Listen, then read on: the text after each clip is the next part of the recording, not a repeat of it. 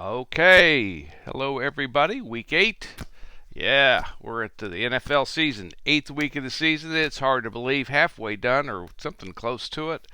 Wow, time just roars by. It doesn't race, it doesn't run, it roars by. Dan Miller. We are looking at the at Pro Football Week 8 and America 250, 250 years ago. Head coach George Washington with his team, the Continentals, and they are in a fierce game against their arch rivals, arch enemies, the Redcoats, coached by a variety of people, ultimately coming and going, which is part of the problem from their perspective. So let's take a look. Interesting day today. So we'll set it up, right? Let's set it up. So 8th week, Colts 7-1. A lot of really interesting things happening. The Chiefs clearly on the way back. Clearly on the way back. Philadelphia and the Eagles, maybe some. Some other teams that were doing so well, kind of cracking apart and everything else. Another team that might be kind of coming a little bit here would be the Ravens. So we'll see. But the point here is, and I heard a couple of my podcasters, John Middlecalf among them, make this remark that things are settling out, settling in.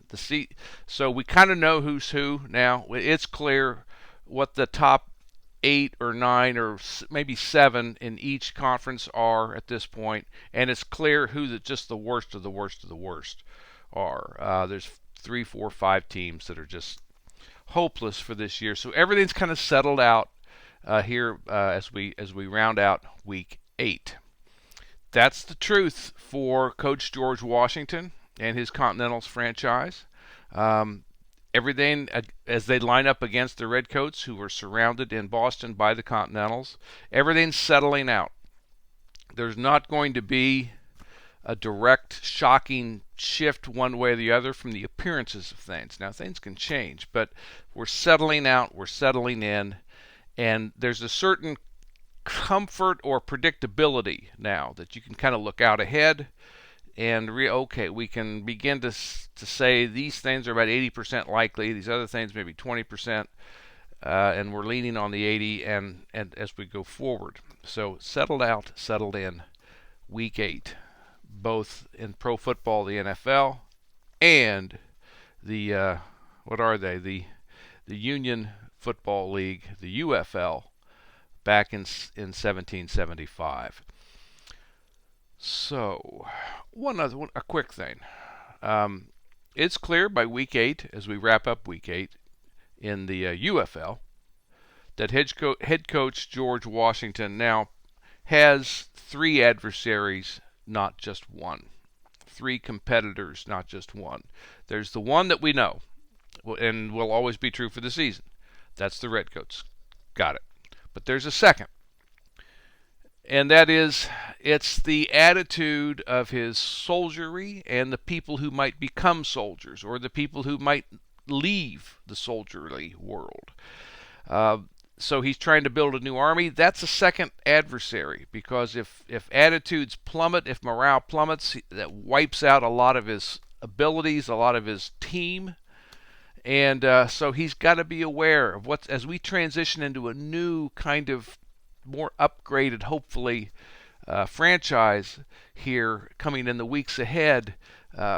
We've got to have the right attitude for us to maintain the kind of caliber, or even hopefully improve the caliber of what we're trying to accomplish. That's the second adversary. The third adversary, and golly dang, it's just like the NFL. The third adversary for Coach Washington is the weather. The weather's changing, and there's no dome. Everything's outdoors. And by the way, there's no field maintenance crew, so everything's is a potential mud hole or ice pit. So the weather is changing. Winter is coming, and winter is coming where he is, which is New England, which is a whole lot different winter than, say, North or South Carolina or something. So that's the third adversary. That's going to affect that second one, attitude and morale. They're kind of linked. If it's a hard, rough, cruel winter, that's gonna probably really hit morale hard. We'll just have to see. Nobody knows. Kind of like now. Nobody knows how the winter will be, but it's coming. So that's the third adversary for Washington, where maybe 6 weeks ago, 2 months ago, he had one adversary. Now he's got 3.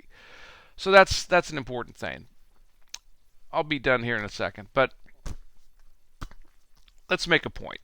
This is for the owners, the coaches, the players, the fans out there amongst you. About 17 or 18 years ago, George Washington, I don't know, it makes him 20 years old or something like 21, 22. George Washington really wanted to be a coach. His whole life was wrapped up in being a coach. His future, his present, his future, everything. I've got to be the most well-positioned coach I can be. I don't want to just be an assistant. That's fine, but I have higher aspirations. I want to be a head coach, and I don't want it to be a semi-pro team. I want it to be the best team there is, which is the British Army. I want to be a red coat officer on the coaching staff of the red coat team. That was his aspiration, top to bottom, 17, 18, 20 years ago. By the way, in that time frame, it's the French and Indian War that starts in 1754, 1755. And he sees that as his way, oh man, here it is, I can do it. I'm just going to rocket upward into the red coat coaching staff and red coat football world. It's going to be awesome as a British officer. Never happened. He was discouraged. He was disappointed. He was despondent. It never happened. Series of missteps, flat steps, no steps, all the rest. It just kind of vanished on him. So that's in his past. As we're sitting here now, 17, 18, 20 years back into the present, his present time, the future at one point for him. We're sitting in 1775 at week 8. That's a big part of his past. Now, it's important to ask himself, what changed? What changed? He left the game, never completely overthrew it, never said, I'll never play another game again, I'll never want to coach a game again. But he left the game after the French and Indian War. There was no game after that war is over. So he left it. He also got married. Got a great big estate as part of the marriage. He married up, which is key.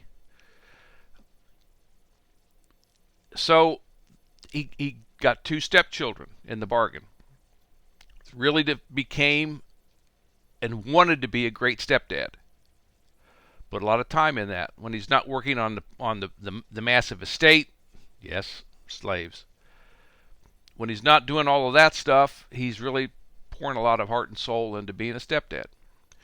And he's kept active locally in politics and whatnot. Not on a military standpoint, really.